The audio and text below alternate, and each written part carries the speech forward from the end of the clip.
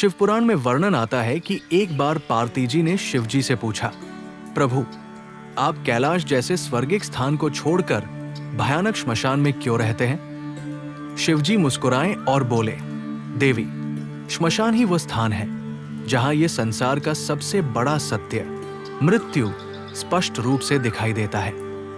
यहां आकर मनुष्य अपने अभिमान, लोभ, मोह और आसक्ति को भूल जाता है।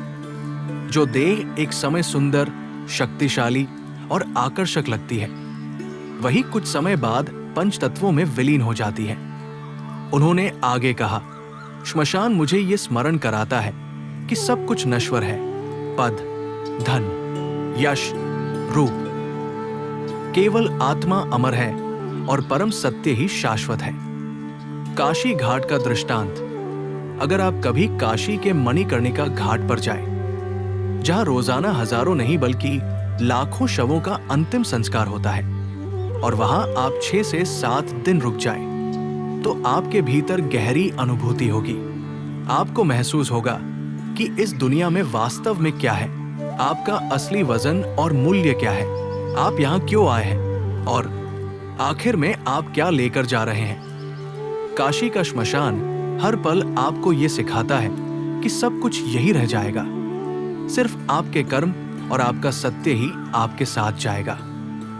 भूतनाथ और प्रेतों के स्वामी शिवजी भूत प्रेत, पिशाच, योगी और त्यागी सबके स्वामी हैं। श्मशान में वे उन आत्माओं को भी शरण देते हैं जिन्हें कोई नहीं अपनाता। यह हमें सिखाता है कि भगवान शिव भेदभाव रहित है। वे देवताओं के भी ईश्वर हैं और त्यागे गए प्राणियों के भी।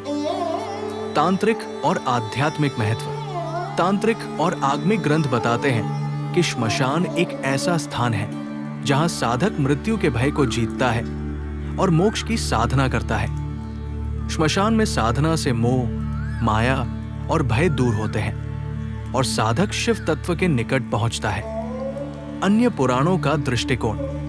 लिंग पुराण, शिव श्मशान में रहते हैं ताकि वे भक्तों को ये सिखा सके कि जीवन क्षण भंगुर है और समय से पहले धर्म, ध्यान और सेवा में लगना चाहिए। स्कंद पुराण, श्मशान वैराग्य और समत्व का प्रतीक है। यहाँ हर वर्ग, जाति और धर्म का व्यक्ति अंत में एक समान हो जाता है। शिक्षा, विनम्र बनो, चाहे आप कितने भी बड़े हो, अंत सबका एक जैसा है।